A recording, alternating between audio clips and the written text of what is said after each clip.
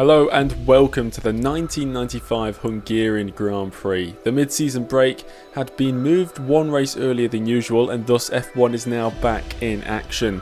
The time off has allowed many teams and drivers to think about their plans for both the remainder of this season as well as 1996. A big talking point after a troublesome year so far has been Mika Salo. Salo, although fast in certain situations, possesses an erratic driving style which seems to result in many mistakes. Possibly too many mistakes for team boss James Early to deal with. Salo has a contract with the team until the end of 1996, but will Streamline Engineering make the decision to end his contract early? Teams are already looking toward 1996, so expect to see many driver and team personnel changes over the coming few weeks. That's it for the news. Let's get straight into qualifying for the Hungarian Grand Prix. Here we are then, riding on board with Mika Salo for the Hungarian Grand Prix. It's qualifying and this is Salo's best lap. It's his 5th lap out of 12 allotted laps that he gets in qualifying. Ayrton Senna on provisional pole right now.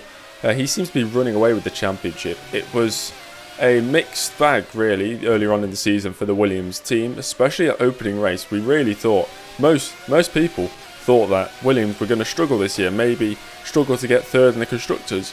But they've turned it around with some brilliant car development and now they lead the way in both the Constructors and the drivers, and they're leading by quite a distance. Michael Schumacher of course was out for a good number of races due to an accident and injury he sustained back at the San Marino Grand Prix at round 3 of the season. He won the opening 2 races of the season, Michael Schumacher, and we really thought he was going to be the man to beat for this year's World Championship.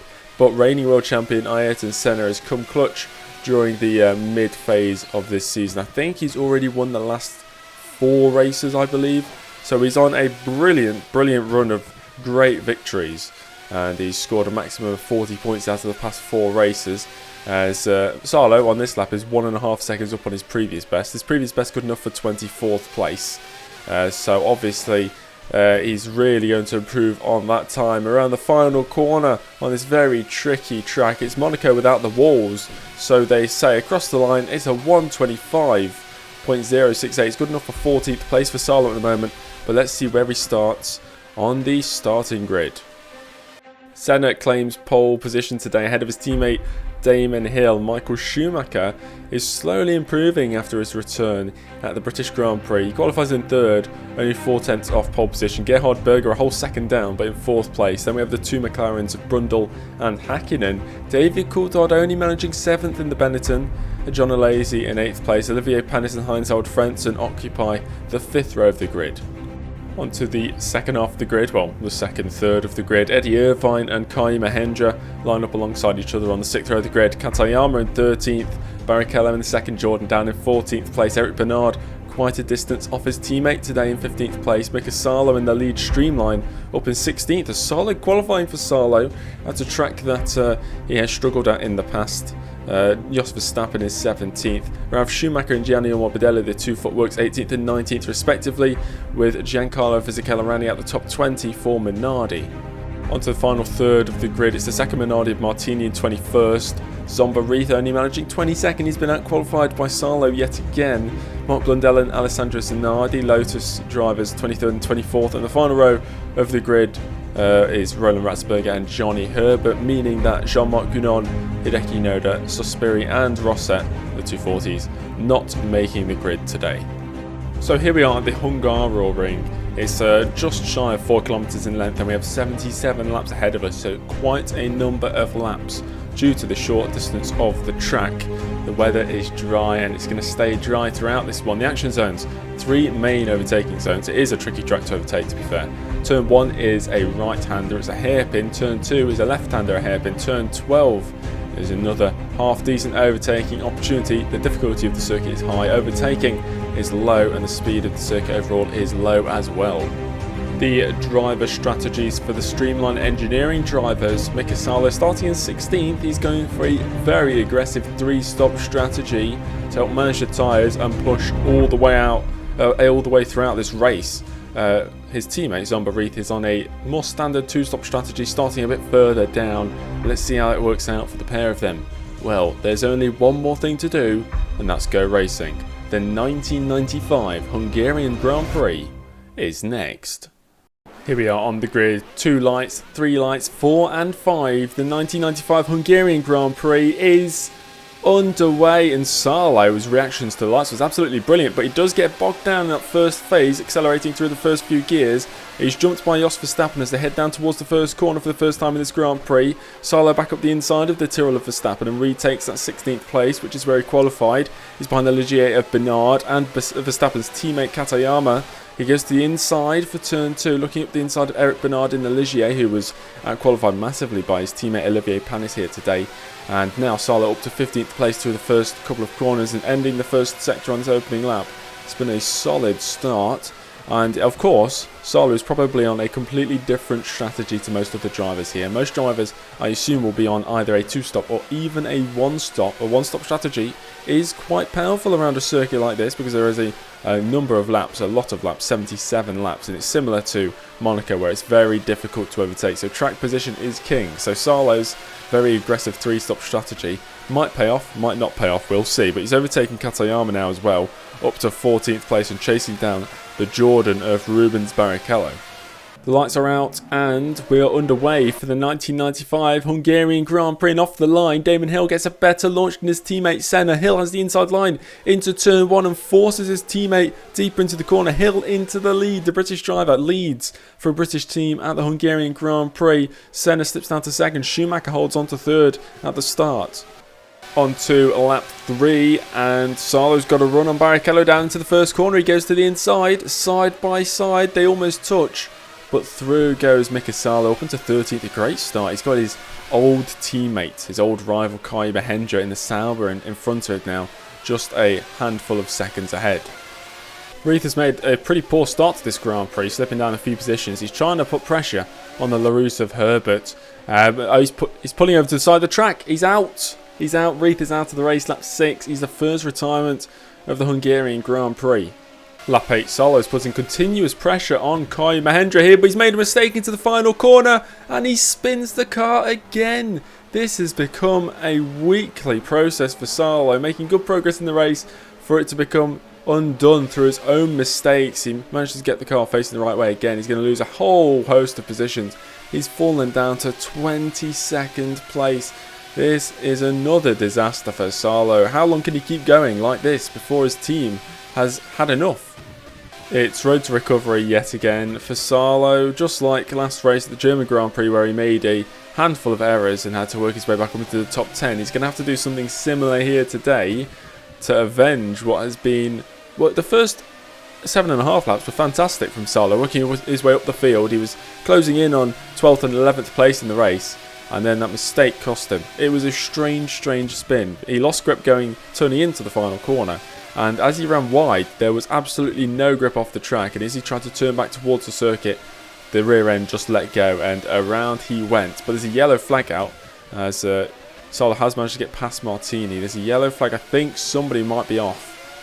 Fisichella is next up for Mika Salo at the start of lap 12. Easy move up the inside of the Minardi into the top 20. There's a Lotus of Zanardi in front of him now. Frenz is doing a great job at keeping up with David Coulthard in the Benetton, but it's all going to come undone. He's slowing on the main straight and Panis runs straight into the back of him, wiping both drivers out of the race on the spot. That's a massive incident down the main straight at a high speed part of the circuit. Both the Ligier and the Sauber out of this one. Zanardi has such strong straight line speed that Salo has been struggling to close up, but here's his chance. Up the inside, start at lap 15, running slightly deep into the corner, but takes the position, and due to a double retirement, he's now up to 17th place. It's lap 17 out of 77. Salo coming into the pits for his first scheduled stop. Of course, he's got a 3-stop strategy planned, very aggressive. It could have potentially worked out if he did not have that spin back on lap 8. He may have been in the top 10 by now, but he pits from 17th place, stops on his marks and his service. He's going to put in about another 17, I think 20 laps of fuel I think he's putting in the car. So 20 laps going into the car. Another car is actually into the pits as well. That seems to be a Minardi of Martini. So Salo's going to rejoin down in 21st place behind the LaRousse of Johnny Herbert. Salo has a fire in his belly to make up for the mistakes he's made so far, and on lap 19 he looks to the outside of Herbert in the second to final corner. He's lost grip again, he's spun. He's stuck on the curb. Disaster. Solo's going to lose so much time here. He's managed to beach his car on the really high curb on the exit of the second to the last corner. And on lap 19, he's made another crucial mistake. Falls down, loses about 10 seconds worth of time. And is down to 22nd place. Lap 23 and race leader Damon Hill is into the pits. He's had a fantastic opening stint. He pulled a good gap back to Senna, who's just going to take the lead now. So Senna moves into the lead. The gap was about 6 seconds before the pit stop. Michael Schumacher, as they both work their way through traffic, is in second and is actually really, really close to Ayrton Senna.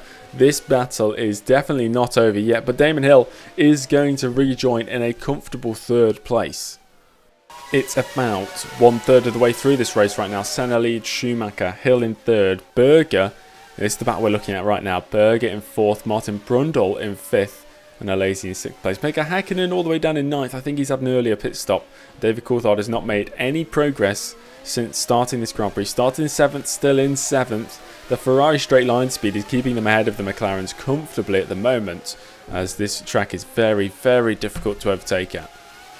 Salo has already had to overtake Martini once before, and he has to do it again. He's made contact with him into the first corner. That was a bit of a dive bomb. Maybe Salo getting a bit desperate. It's lap 25 in this race, and he gives up the inside into turn 2. So that move has been made. He's back up into the top 20. It's only 1/3 of the race distance so far. He's already made 2 crucial errors. Salo will even be able to get to the end of the race. We have seen Mahendra's teammate Frentzen retire from this one, and now we're going to see Mahendra retire with engine failure on lap 26. The Minardi and the Lotus battling ahead. This is for 16th place. Salo sitting pretty in 18th place, waiting for a mistake, and the mistake has come at the cost of Alessandro Zanardi. Fisichella spinning Zanardi heading into that chicane, and Salo takes full advantage up to 17th place. Senna into the pits on lap 32 from the race lead, and that indicates to me that he might be on a one-stop strategy. Explains the deficit in pace to his teammate Hill in the opening stint. And lap 32, lap 77, that's a comfortable one-stop strategy. Damon Hill rounding the final corner. He will move back into the lead of this race. I don't know how long he's going to stay there. Damon Hill clearly on more than a one-stop, possibly a two-stop, most likely a two-stop. As Hill goes into first place. Second place is Senna. Michael Schumacher is about 7 seconds behind. It's the start of lap 33, and this is Salo's chance to move past the Minardi of Fisichella yet again. This move has already happened earlier on in this race, and then of course Salo made the mistake and he's had to re-overtake Fisichella. He's done it successfully once again. He's 16th now and 6 and a bit seconds behind the Tyrrell of Jos Verstappen.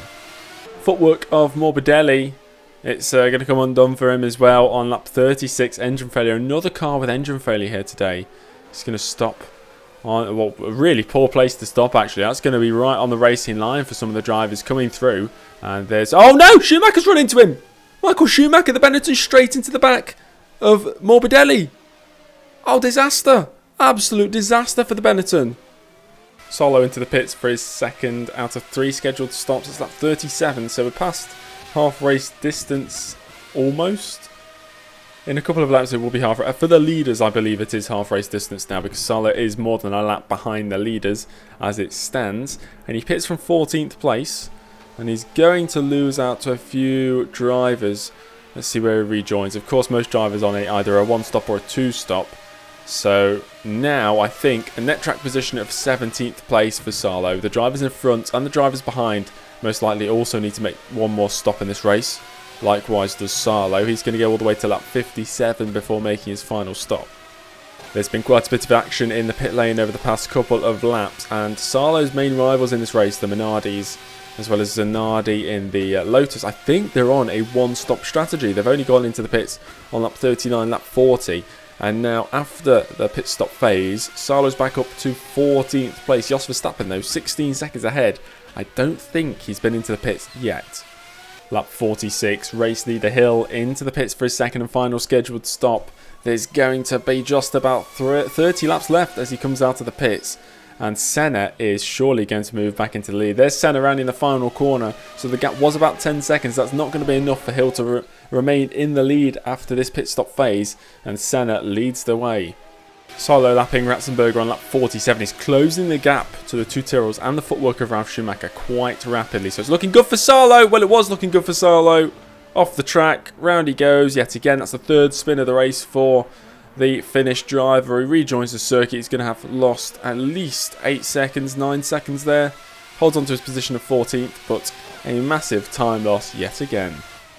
We're at a half century of laps on this one. Senna and Hill, it's a Williams 1-2 after Schumacher's retirement. Mika Häkkinen has managed to work his way up into third place. A great drive from Häkkinen so far, who earlier on was near the actual bottom of the top 10. Now he's up into third. Berger in fourth, still ahead of Brundle, and Coulthard into the points ahead of Alesi now. We're looking at the battle for 16th place between Zanardi and Fisichella.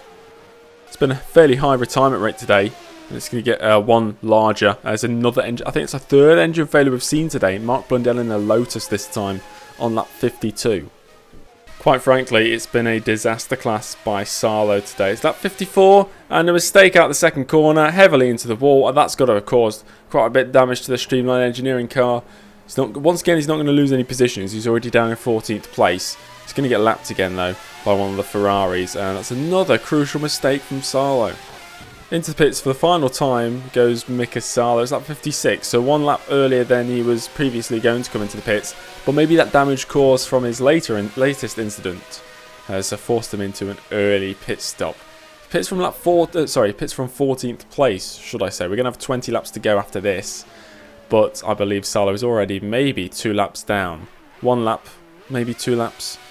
So he's not going to complete the full race distance, as there's Giancarlo Fisichella coming into the pits for Minardi. Maybe Fisichella on a very similar strategy to that of Salo's, as there he is, another lap down. That must be 2 laps down now, out into 15th place. So realistically, Salo could challenge for maybe 13th or 12th place if he can keep it on the road for the remainder of this Grand Prix. But as we've seen so far in this race, that's very difficult feat to achieve, and he's spun.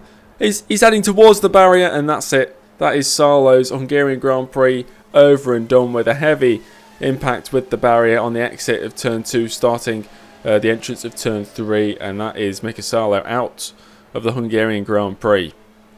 Ratzenberger still going in this one, lap 60, but brake failure into the first corner. He runs wide, he's heading for the wall. Luckily gets the car slowed down somewhat. That could have been a massive incident, that could have been a really big crash, but he slowed the car just enough to not cause too much damage. It's going to be a double retirement for footwork today, as on lap 72, that's brake failure for Ralf Schumacher in the middle sector. He's out of this one. Senna rounds the final corner. This has been truly a brilliant drive. A one-stop strategy worked to perfection. Senna crosses the line to win the 1995 Hungarian Grand Prix and claim his 5th victory in a row.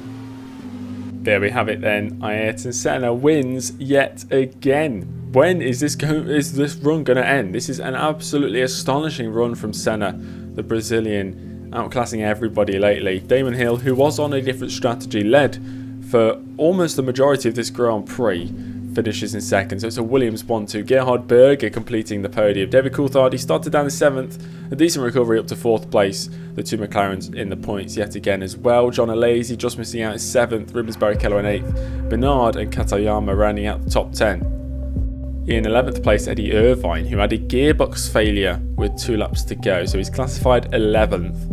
Jos Verstappen, Fisichella, Martini, Zanardi, all 2 laps down. There was 15 finishes in this Grand Prix.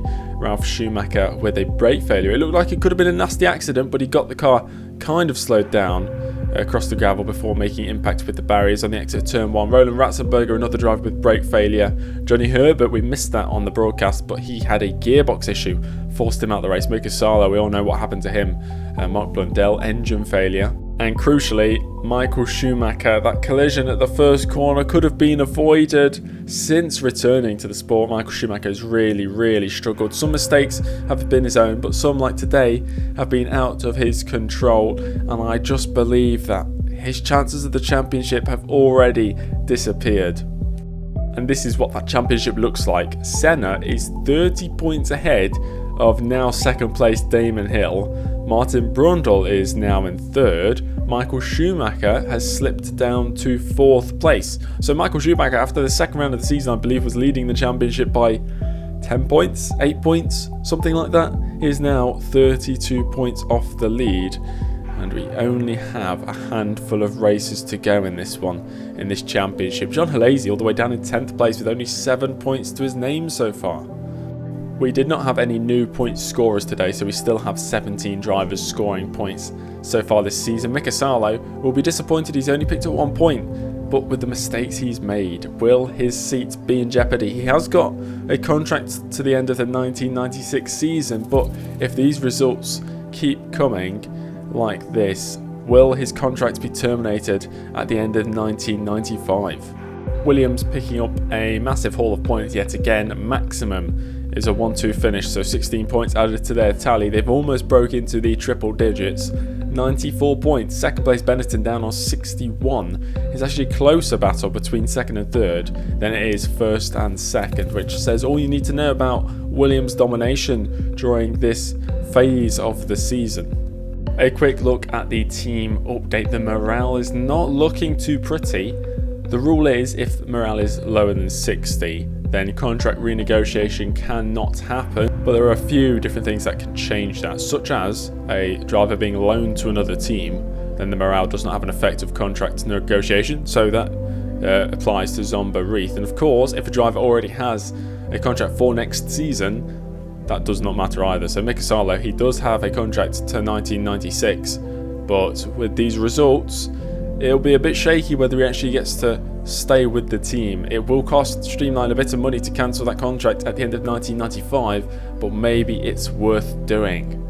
The next race is the Belgian Grand Prix, a classic circuit on the calendar, which has seen a number of changes to the track layout throughout the years, but solidifies itself as one of the greatest circuits in the world of motor racing. And I'm sure we're going to see one of the great racers in Formula 1 there in a week's time, or maybe less than a week's time. I keep saying that. Maybe we'll see a video sooner rather than later. Thank you all for watching. If you haven't already, make sure to subscribe, give the video a like, join the Discord, follow me on Twitter, do all that good stuff. Anyway, I'll see you in the next one. Goodbye.